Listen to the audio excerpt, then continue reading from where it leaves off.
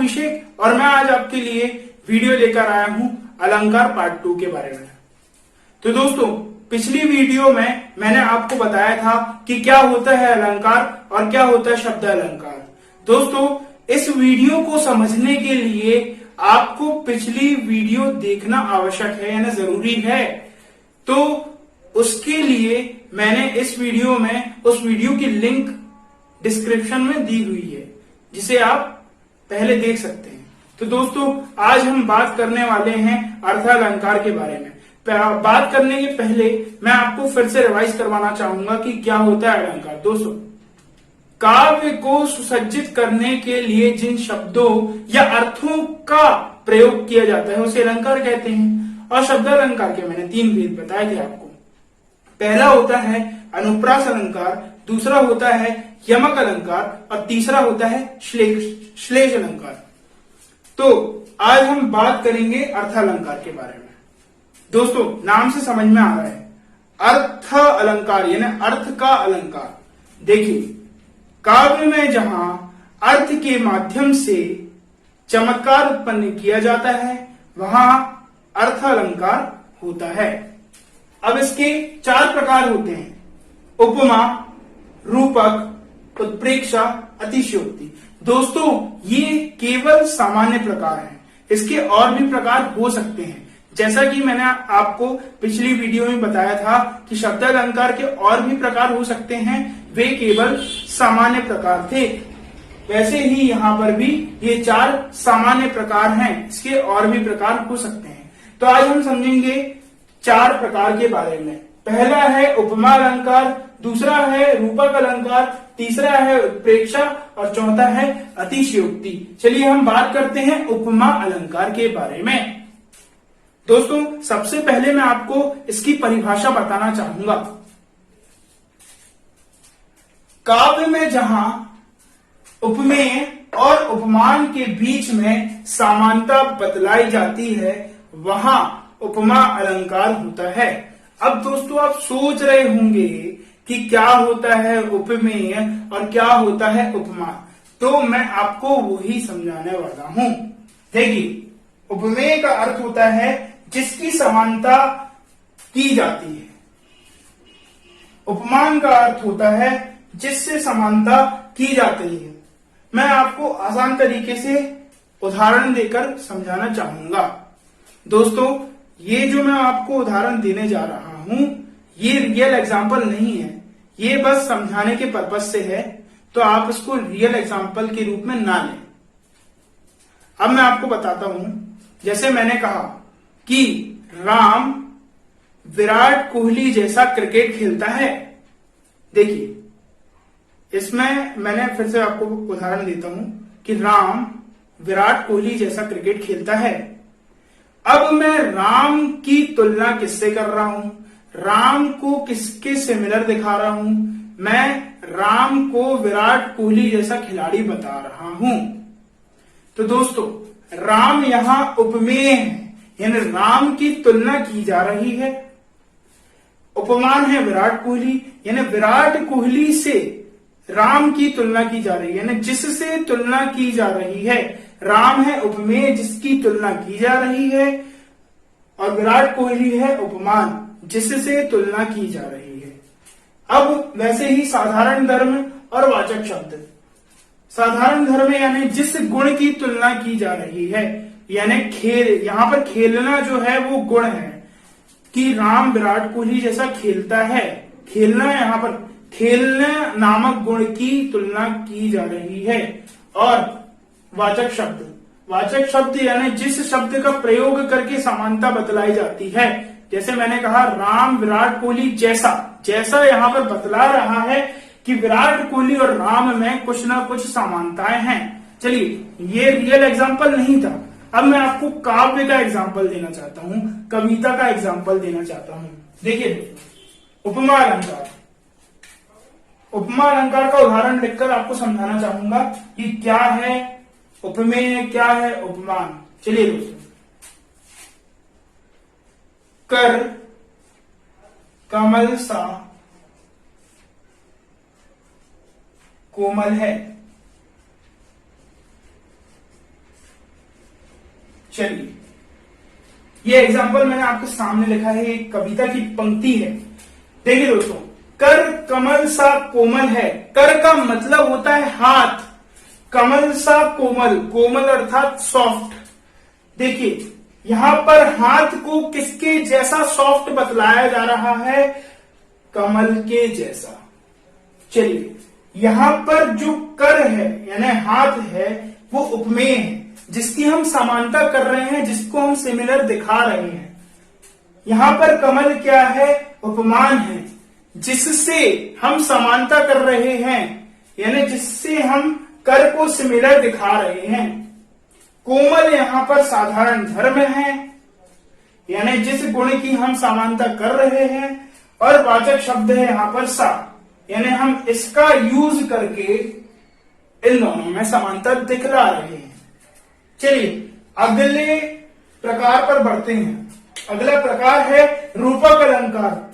रूपक अलंकार, जैसा कि आपको समझ में आ रहा है, उपमेय को उपमान बताना।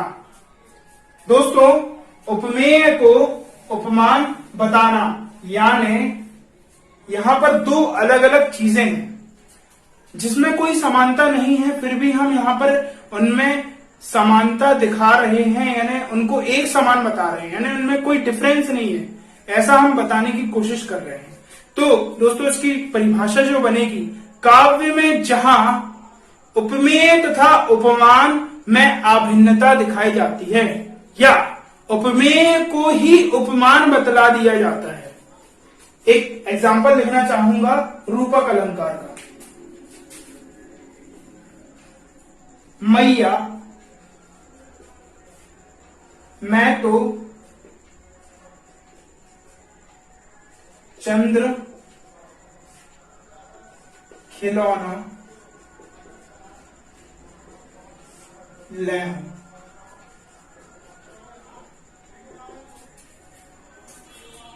दोस्तों, ये एक कविता की पंक्ति है जिसमें भगवान राम अपनी मैया से बोल रहे हैं कि मुझे चांद ही खिलौना चाहिए। दोस्तों, खिलौने और चांद में फर्क होता है, लेकिन इस पंक्ति में ऐसा हमको प्रतीत हो रहा है, हमें महसूस हो रहा है कि चांद ही खिलौना है, यानी उपमेय को ही उपमान बतला दिया जा रहा है। चांद को यहाँ पर खिलौना ही कह दिया है, जो कि वो खिलौना है ही नहीं।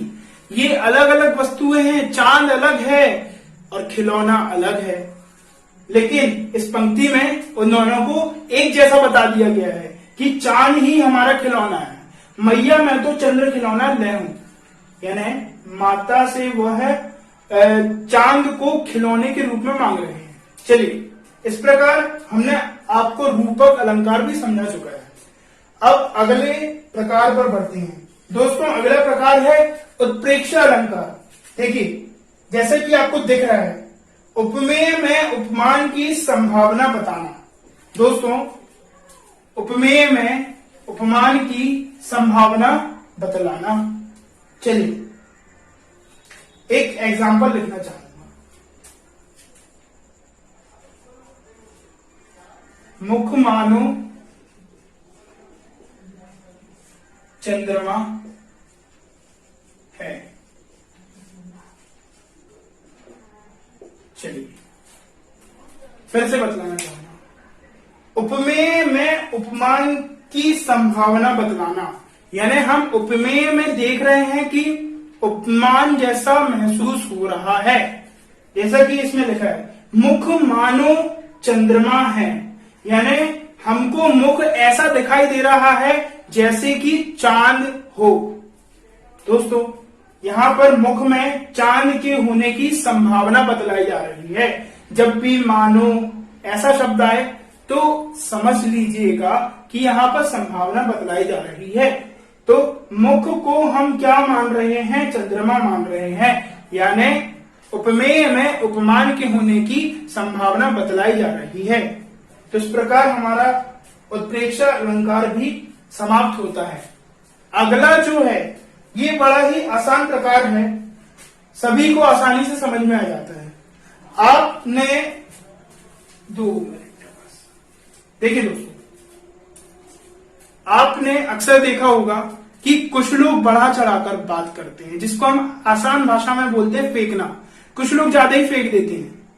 तो वैसे ही कुछ जो हमारे कवि हैं, जो कविता लिखते हैं, काव्य लिखते हैं, वो भी अपनी कविता में कुछ बढ़ा चढ़ाकर बात कर देते हैं। देखिए, काव्य में जहां किसी बात को बढ़ा चढ़ाकर बताया जाता है, फिर से आपको बताना चाहूंगा, काव्य में जहां किसी बात को बढ़ा चढ़ाकर बताया जाता है, वहां पर अतिशयोक्ति अलंकार होता है। एक उदाहरण देना चाहूंगा।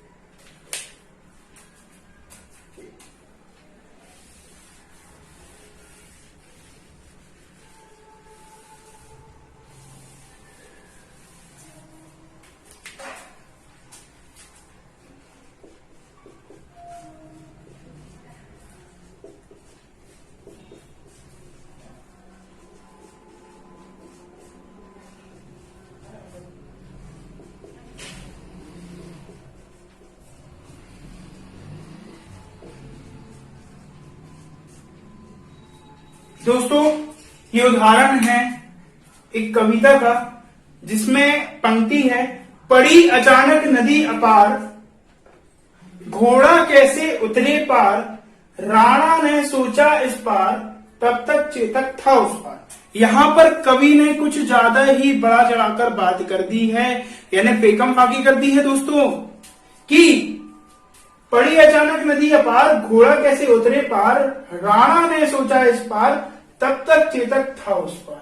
देखिए दोस्तों, यहां पर नदी के किनारे की बात की जा रही है, और जहां पर महाराणा प्रताप सोच रहे हैं, यानी सोचने के पहले ही घोड़ा उस पार हो जाए, ये तो बात इम्पॉसिबल लगती है।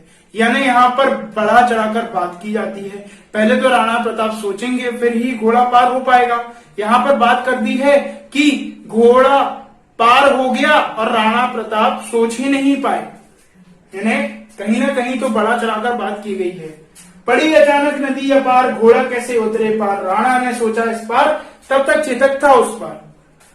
दोस्तों, एक और इसका एग्जाम्पल है कि हनुमान जी की पूंछ में लगन न पाई आग, लंका सारी जारी गई, गए निशाचर भाग।